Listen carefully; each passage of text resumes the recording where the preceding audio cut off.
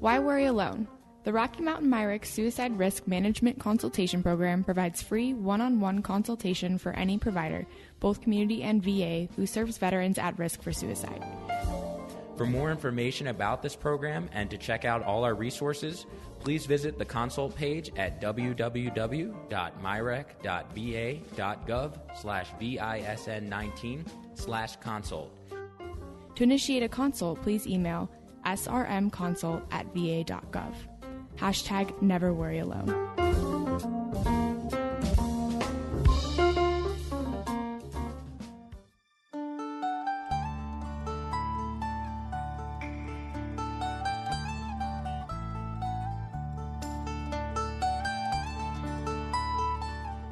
Hello, everybody, and welcome back to the Rocky Mountain MyRec Short Takes on Suicide Prevention podcast. We are happy to have Dr. Ryan Holliday joining us today, and he's going to tell us a little bit about himself and the work he's doing here at the Rocky Mountain MyRec as a postdoctoral fellow. So welcome, Ryan. Oh, happy to be here. Great. So let's start off with just some of the basics, a little bit about yourself and why you're interested in this work and sort of your path here to Denver. Okay.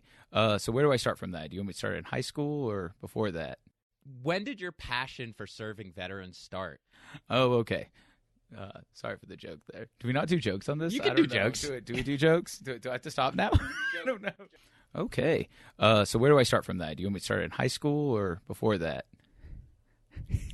When did your passion for serving veterans start? Oh, okay. Sorry for the joke there. Do we not do jokes on this? I don't know. Do we do jokes? Do I have to stop now?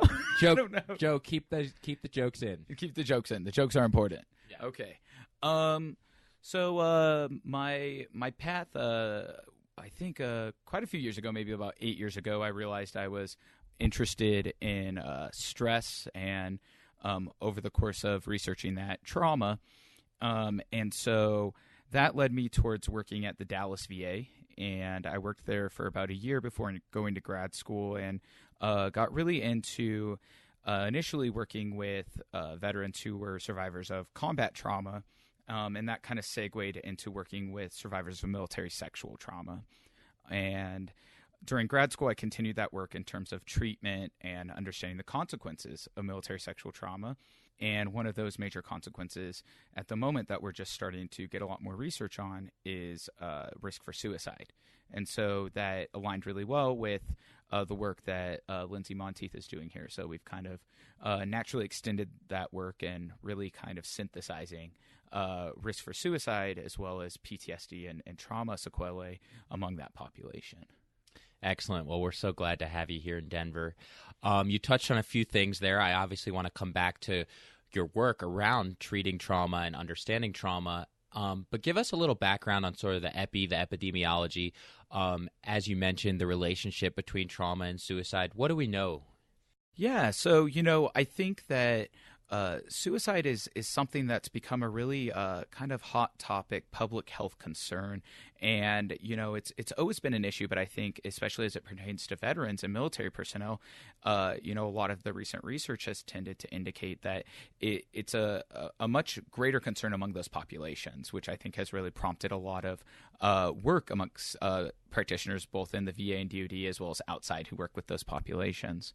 And I think, unfortunately, at the moment, we know a lot, and at the same time, we just don't know that much. And I think what I mean by that is we've done a lot of great research to really establish correlates or things that are related or associated with risk for suicide.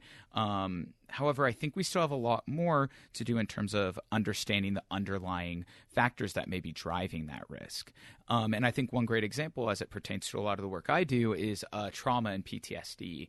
And so in particular, we know that survivors of trauma as well as individuals with PTSD, and in particular veterans and military personnel, are or appear to be at heightened risk for both suicidal ideation, so thinking about suicide, as well as suicide attempts and dying by suicide. However, we also have a lot of really great research coming out that's really looking at understanding, is it just the PTSD, or is it just the experience of the trauma, or is it the symptoms of PTSD, or is it other aspects that PTSD is related to, like its comorbidities like substance use or depression, or other factors like, isolation from your interpersonal support system or decreased functioning, so you're not going to work or things like that. And so I think that we're at a very exciting time to really hopefully figure out more about what's driving this risk, and then ultimately hopefully tailor our interventions to really target and help these populations. Very good background to kind of introduce us. Thank you. Yeah, it's a very important topic. We're glad you're here to help study it here at the Rocky Mountain MIREC. So dive into a little bit more about the work you're doing here and how it relates to this topic. Oh, okay. So a lot of the work I've been doing here is really looking at survivors of military sexual trauma, which is an unfortunately common occurrence. So about 40% of women and 4% of men will experience military sexual trauma, give or take, depending on who's reporting it or the study. And when we say military sexual trauma, we mean both military sexual assault as well as military sexual harassment. And there's been a lot of research that's really attempted to understand, the consequences of military sexual trauma within this population. So we know that there's a lot of research showing that survivors of this event tend to have higher rates of PTSD than even survivors of combat trauma, and also tend to have decreased functioning, higher rates of both psychiatric and medical diagnoses. And so the work we've been kind of trying to do here is to really understand, as it pertains to risk for suicide, what are some of those factors that might be driving that risk? So some of the work we've recently been really focused on is really looking at both qualitative and quantitative data. So looking at interviews we've done with individuals to figure out what are the self-reported perceived consequences of military sexual trauma, and how do those precede or precipitate the actual self-directed violence. We've also really been trying to hone in and figure out different factors within this population. So in particular, one project that we've just recently wrapped up and we have under review. So if anyone watching this is reviewing that article, I hope you click accept. And we've really been looking at things like non-suicidal self-injury or non-suicidal self-directed violence within this population, because as it stands, we know that NSSI or non-suicidal self-directed violence is linked to subsequent suicidal self-directed violence. However, we really don't understand rates, especially as they pertain to survivors of military sexual trauma. And so we've been trying to get a better understanding of how it's linked with risk for suicide, including psychiatric symptoms and suicidal ideation, prevalence rates within samples, as well as really trying to figure out what are the methods that both male and female survivors of military sexual trauma are engaging in. Excellent. And you touched on a few things there I want to circle back to, starting with the qualitative piece. Mm-hmm. First of all, why is it important to get the veterans' actual perspectives rather than, what we think of as quantitative data or numbers? Or I shouldn't say instead of, but just why is it important to get it in addition to these quantitative numbers? And give us maybe a example or an experience, if you could share one that sort of illustrates what this all means. So I think that's a great question. I think that, I'm a big proponent of what we call mixed methodology, which is really using both qualitative and quantitative data to inform one another. So my background is primarily in quantitative data analysis. However, I think one of the difficulties with quantitative data analysis is a lot of times, we're trained in our fields to think about things in a very theory-driven way. And a lot of times what that entails is we have these a priori, or before we do the analyses, kind of hypotheses. And I think those are really great to inform our work because we don't want to go in there data mining. However, I think one of the difficulties with that is, from what we know in science, is theories don't last forever, right? There's a reason we no longer think the world is flat, or that we no longer use some of the same principles that we used to adhere to. And I think how that applies to our field is sometimes we have to take the theories we have and improve upon them. And I think the difficulty is if we're continuing to just use data in a way in which we input things that we are theorizing are predictors only, rather than, including everything, then we're not going to potentially find other findings that might be really important. And so I think that's really kind of how qualitative, in my opinion, and in my work, has come into play. So really doing these interviews has allowed us to really both confirm some of the certain theories we've had surrounding, let's say, risk for suicide in this population, as well as really build upon it. So I think a great example of this is from what we know amongst the literature, interpersonal aspects are a huge factor when it comes to risk for suicide. So feeling isolated from your support system, feeling like you're just a burden on other people. And as it pertains to these interviews, we've really heard that when we asked individuals what really precipitated their self-directed violence. However, we also heard other things in there. So in particular, I think a great example of that is amongst our male survivors, we heard a lot of factors pertaining to what it meant to experience sexual violence as a male, and in particular, typically at the hands of another male. And so I think it really kind of ended up further informing kind of some of the theories or conceptualizations we have for risk for suicide in terms of these might be factors that we need to be thinking about and assessing when we're working with these populations, as well as thinking about how they fit into our current theories. Do they just fit into something like emotional pain, or are there other perceptual components that we're maybe missing? And I want to keep going with that around these gender differences and some of the work you've all been doing around understanding perspectives of military sexual trauma from both men and women. Can you tell us a little bit more about that? Yeah, and, I think that I really have to laud a lot of the work. I came in here and helped at the tail end, but I think that the Rocky Mountain MIREC has done a lot of great work because the unfortunate truth is the field of military sexual trauma is very siloed. There's only a few people who really end up kind of doing this work, and as it pertains to that, we end up having these very segregated samples that we don't end up synthesizing. And those samples tend to be largely female. And so what we end up having is these remote samples of maybe 10 males that we try to understand. And it's really hard to do a lot of data analyses when you have a sample that small. And here at the MIREC, they've done a lot of great work to recruit fairly equally sized samples of both male and female individuals, and also really view that from a very culturally diverse lens. So thinking about things not just in terms of gender binary, but also getting information on, let's say, individuals who identify as transgender or non-gender binary. And, the very interesting thing is we've had a lot of theory-based research, especially as it pertains to things like male survivors of military sexual trauma, because unfortunately, survivors of any form of sexual violence tend not to come forward. However, it tends to be even more rare amongst male survivors. And as you can imagine, with a lot of the aspects of stigma and cultural norms. The interesting thing is a lot of the theory-driven work has been very supported within our data. There's been theories about how would this impact a male survivor's masculinity or perception of masculinity, or how that males might tend to express things more in terms of anger or in terms of certain more externalizing behaviors, so things like punching walls, versus female survivors might tend to express things more in terms of sadness. However, in the same vein, there's also been a lot of very interesting findings that doesn't tend to follow what we also tend to extrapolate from the more civilian-based literature, which I think would be very consistent with what we're seeing within veteran and military populations.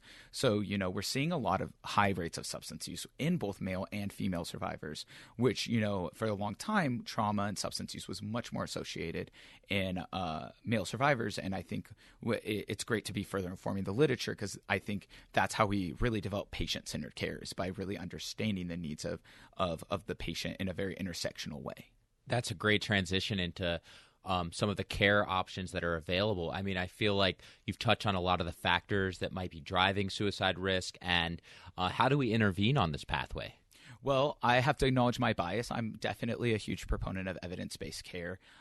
So my background is largely within PTSD and PTSD treatments. Now, I want to make sure to say that military sexual trauma is not synonymous with PTSD. There's a lot of other diagnoses, and in particular, sometimes those diagnoses are more prevalent, so things like substance use, depression, personality pathology, etc. However, I obviously want to speak from my wheelhouse and not act like I know something I don't. And, as it pertains to post-traumatic stress disorder, I think we have good data to suggest that there are evidence-based treatments that will work in this population. So in particular, cognitive processing therapy has demonstrated effectiveness within this population. However, we do want to state that the effect sizes within this population are not as robust as in other populations. So even though we know it's better than other forms of evidence-based treatments like present-centered therapy, and we do know that it is likely better than things like potentially treatment as usual, we don't know that it is the optimal treatment as it stands. And I think that is the truth across all evidence-based treatments is we've really done a great job of developing structured treatments that target underlying predictors of therapeutic response for symptom reduction. However, I think we need to continue thinking about how we can continue to not only roll out those treatments and get people to use them and use them as they're intended to be used, but also how can we get people to improve upon these treatments and make sure that we're looking not just at symptom reduction, but also functional impairment and how we address that. Did I fully answer your question? I want to make sure. I know I talked a lot. That was very helpful. So hearing about cognitive processing therapy, I guess one of the questions that came to mind is, what do you think, or could you conjecture about why this treatment? That's a fancy word there. I like it. Oh, yeah. So you talked about cognitive processing therapy as being a evidence-based treatment that may be effective among individuals with a history of MST. Tell us a little bit about why it might not work for some people, or what are some barriers to really engaging in that care? Yeah, and I think right now this is definitely the I would say $1 million question, but now like people have gotten so much richer than when I was younger, so it'd be, I guess, the billion or the $1 trillion question, right? And I think this pertains to not just cognitive processing therapy, but I think all forms of evidence-based treatment. And I think one of the difficulties is, like I said, we know that these treatments are better than other forms of treatment, right?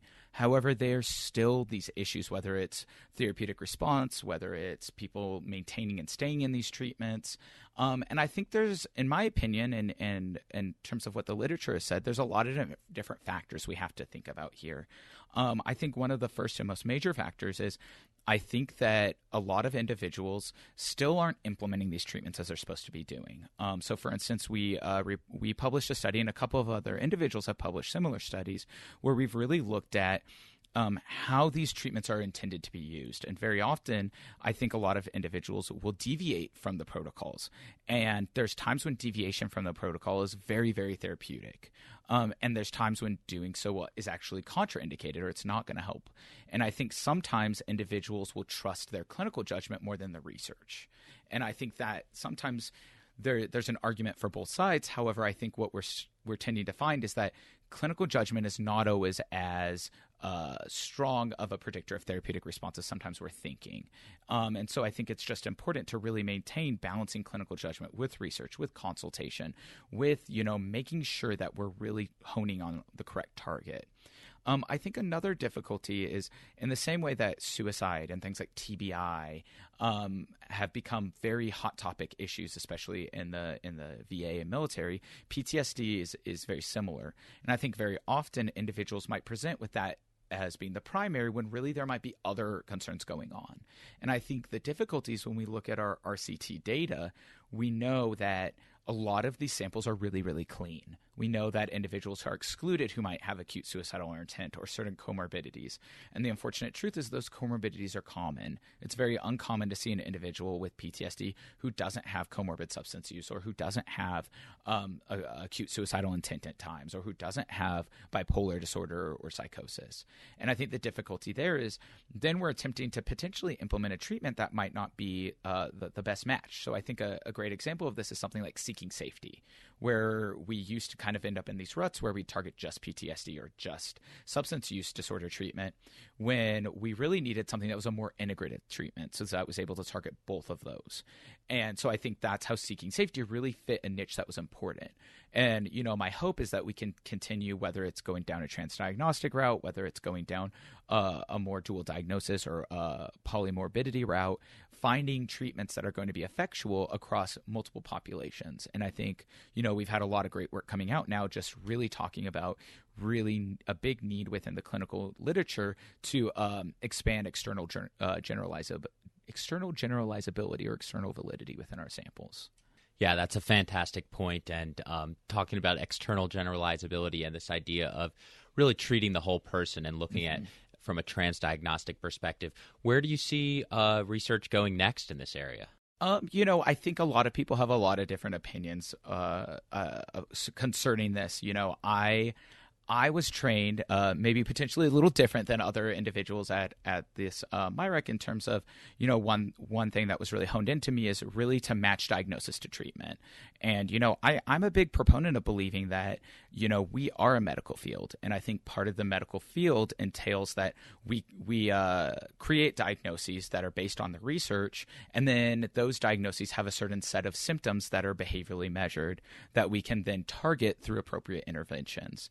I think one of the difficulties and kind of the crossroads that our field is in is we know that our diagnoses are imperfect. However, they're the best thing we have. So what do we do, right? And so I think we kind of encounter these difficulties with the proliferation and potentially, I'm not sure where it's at now, things like RDoc or, I think there's also even newer things that are coming along to really hone in on can we find underlying mechanisms that might be more informative than the diagnoses we have? I think my thought is that there's certain diagnoses that I think as we get better at really understanding and increasing our kappas on our diagnoses are going to become more and more reliable and valid. However, I think we also still have a really hard job of removing the politics and of removing the theory from a lot of our diagnoses, which I think is important.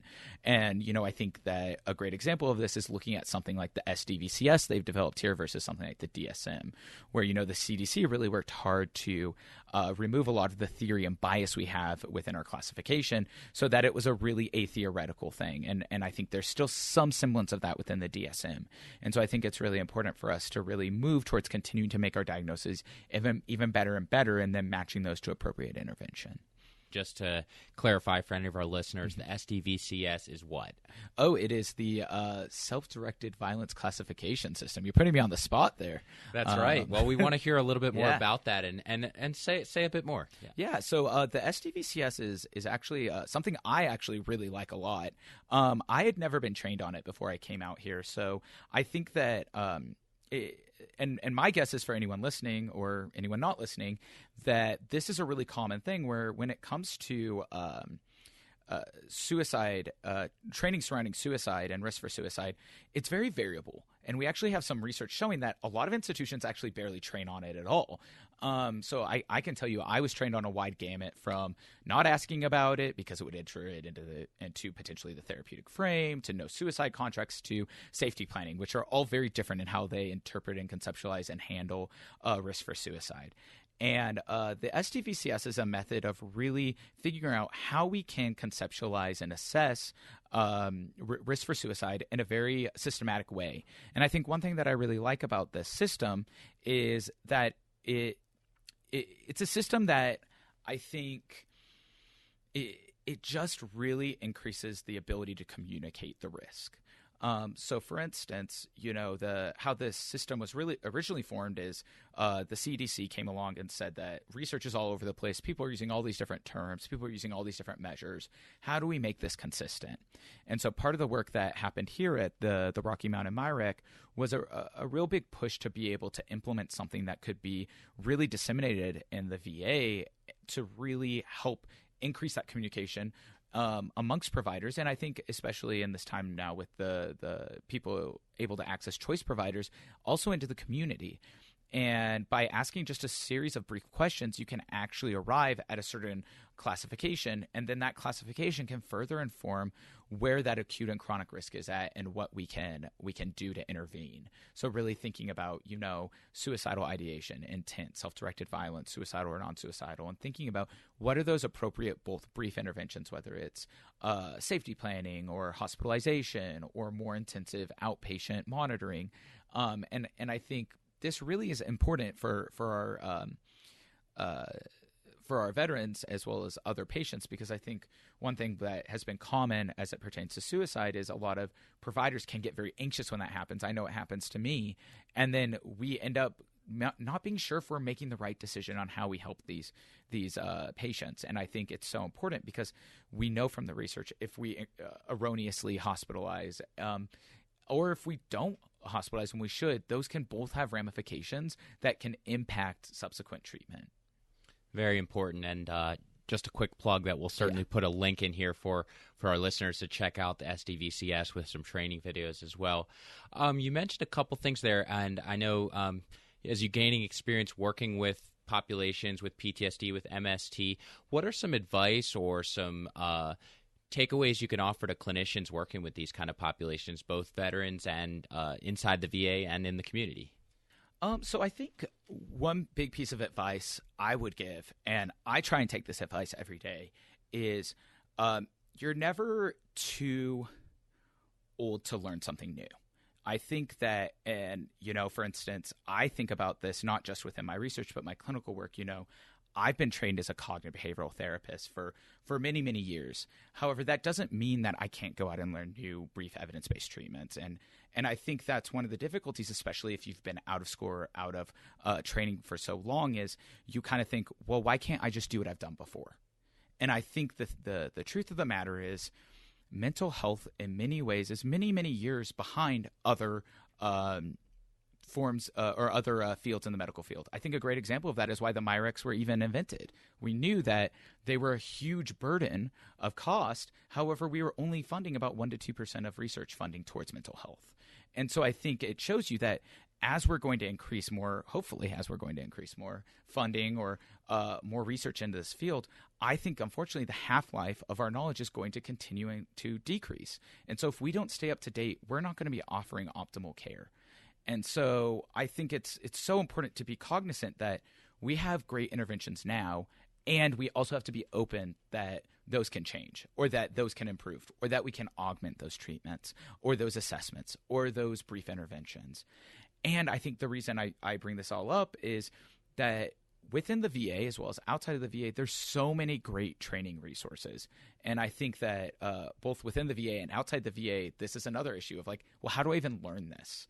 And I think that there's just so many different entities that want to teach people, whether it's the National PTSD Consultation Service, Center for Deployment Psychology. I mean, even here as it pertains to suicide risk management, whether it's assessment, whether it's intervention, whether it's postvention, we also have a national service that is free of charge for VA and non-VA providers. And I think the first step of really being able to decrease that anxiety or to increase your efficacy is putting in that consultation and knowing that we want to help. Everyone in this field wants to help, right? That's why we went into this field. No one goes into this field to hurt people. Absolutely. And I think that if we want to ensure that and continue on that path, these are steps we have to take.